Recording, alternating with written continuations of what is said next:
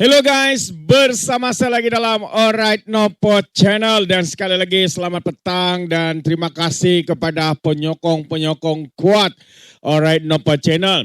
So hari ini satu topik yang panas ya saya ingin bawakan kepada Anda, mendidih ya, satu topik mendidih di negeri Sembilan. Kita baru saja melalui satu drama yaitu Langkah Jalal, cubaan tebuk atap yang akhirnya terciduk di tengah jalan. Tapi persoalan besarnya hari ini ataupun sekarang ini adalah apakah nasib UMNO dan sekutunya yang coba menebuk atap ini, dan apakah nasib mereka akan mereka hadapi pada PRU ya ataupun selepas krisis ini. Adakah mereka lagi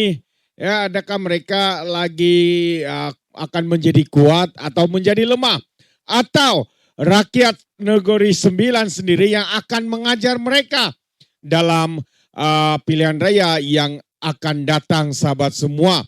Jadi ini antara perkara yang agak menarik ya untuk saya bawakan bersama dengan Anda, sahabat semua, ya berkaitan dengan isu ini.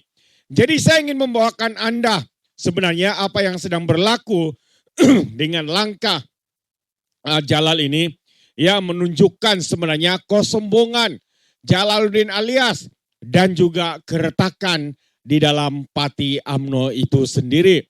Mungkin ramai yang tidak melihat, tetapi inilah hakikatnya, sahabat semua. Ya, walaupun pucuk pimpinan pusat daripada UMNO mengekalkan status quo-nya, tetapi kenyataan daripada Jalaluddin ini agak mengejutkan kita. Ya, apabila mereka mengatakan mereka akur dengan kepimpinan ya keputusan Biro Politik antara Barisan Nasional dan Pakatan Harapan, tetapi yang mengejutkan kita adalah keputusan ya ataupun kenyataan daripada Jalaluddin ini sendiri yang menunjukkan betapa sombong dan angkuhnya dia apabila dia mengatakan 14 adun UMNO ini tetap kehilangan ataupun tetap hilang kepercayaan kepada Menteri Besar Negeri Sembilan Aminuddin Harun. Tetapi peliknya bila kena tegur dengan pusat, 12 daripada 14 individu itu terus buat U-turn. Walaupun dia buat kenyataan katanya 14 adun, ada sebahagian adun daripada UMNO ini ya kekal dengan prinsipnya, ya mengatakan hilang kepercayaan kepada Menteri Besar, sahabat-sahabat semua. Jadi ini menunjukkan sebenarnya UMNO Negeri Sembilan ini sebenarnya tengah berpecah. Jalaluddin nampak macam terpencil. Kalau pemimpin sendiri pun tidak sehaluan, macam mana nak rakyat yakin? Ramai penonton memberikan komentar bahwa tindakan yang dilakukan oleh Jalaluddin ini dalam tindakan ataupun langkah Jalal ini menampakkan imej gila kuasa yang sangat menebal. Adakah Anda setuju, sahabat semua? Jika Anda setuju, mungkin Anda boleh berikan komen ya di dalam ruangan komen. Jadi kita tahu dalam perkara ini benteng terakhir di Negeri Sembilan ini adalah institusi diraja dan juga adat pepati. Ini yang paling menarik tentang Negeri Sembilan. Seperti yang saya sebut dalam video sebelum ini, di negeri lain mungkin senang untuk menebuk atap. Tetapi di sini kita ada sistem berajah dan juga adat pepati, yaitu alam beraja luak berundang. Jadi ini sebenarnya menjadi kesukaran ya untuk pihak pembangkang dan juga UMNO Barisan Nasional untuk melaksanakan ataupun melakukan rencana mereka untuk menebuk atap.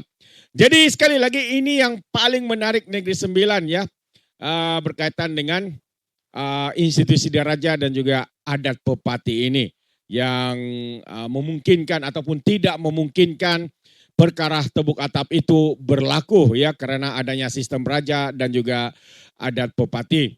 Ketegasan yang Tuan Besar Negeri Sembilan dan undang yang berempat adalah perisai di Negeri Sembilan.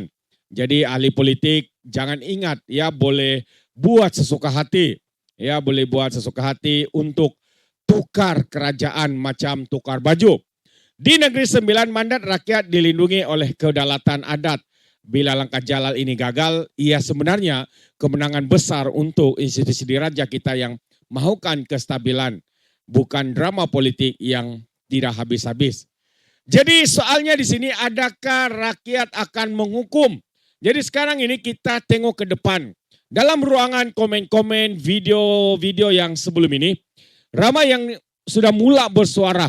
Ya, ada yang mengatakan UMNO dah jadi liability pada kerajaan perpaduan. Ada juga yang menggesah Pakatan Harapan supaya bergerak solo. Ada juga yang menempelak UMNO di Negeri Sembilan ini sebagai pengkhianat, sahabat semua.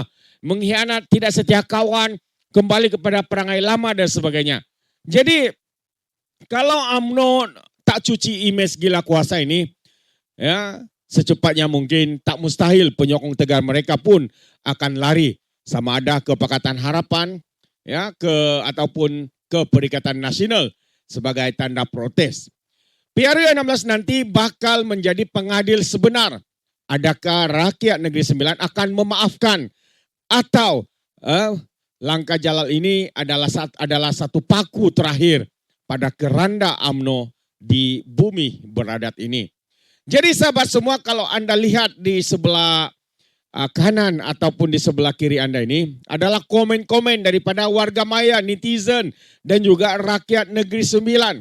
Kalau kita baca satu demi satu, betapa marah, betapa geram dan betapa mereka hari ini ya melihat parti UMNO ini adalah parti yang tidak boleh diguna pakai. Mereka sudah kembali kepada perangai lama, mereka sudah rakus untuk mengejar kuasa, jawatan dan sebagainya. Jadi satu demi satu komen yang ada yang kita boleh lihat ini mengatakan mereka ini gila jawatan, bertanding PRN atas kesefahaman PIS dan BN, tapi tak habis penggal lagi dah tarik sokongan. Itu antara komen daripada warga maya. Tunggulah sampai habis tempo, UMNO dari dulu bangsat, tak bangsat lagi. Tak bangsatlah kalau masih sokong Najib Penyamun, cuma Anwar Japies dia bodoh percaya dengan UMNO katanya. Wah, agak ganas juga ya. Gila nak jadi MB ke Jalal, harap Zaid Amiri ambil tindakan lah, gantung 6 tahun keahlian si Jalal katanya. Ini komen-komen daripada warga maya ya, bukan daripada saya. Saya masih ingat Jalal mengatakan dia mau menubuhkan kerajaan karena dia sudah cukup majoriti bersama dengan PAS dan Bersatu Perikatan Nasional. Katanya untuk mewujudkan kerajaan yang stabil. Jadi kalau kita lihat UMNO ada 14 tambah 5 daripada Perikatan, mereka cuma ada 19. Dan kalau kita lihat kerajaan hari ini, ada 17 daripada Pakatan, 14 daripada Barisan Nasional. Ditambah menjadi 31. Mana satu sebenarnya yang lebih stabil? Adakah 31 atau 19 yang lebih stabil? Tapi kalau mengikut kepala otak Jalaluddin alias ini, yang stabil itu 19. Ya, apabila dia bekerjasama dengan PAS dan Bersatu Perikatan Nasional untuk tubuhkan kerajaan. Tidakkah itu satu kenyataan yang terpaling bangang dalam sejarah seorang ahli politik yang sudah lama berkecimpung tapi begitu cetek sekali pikirannya. Kenapa menampakkan kebodohan yang begitu memalukan sahabat-sahabat semua. Jadi ini satu demi satu komen ya daripada warga maya.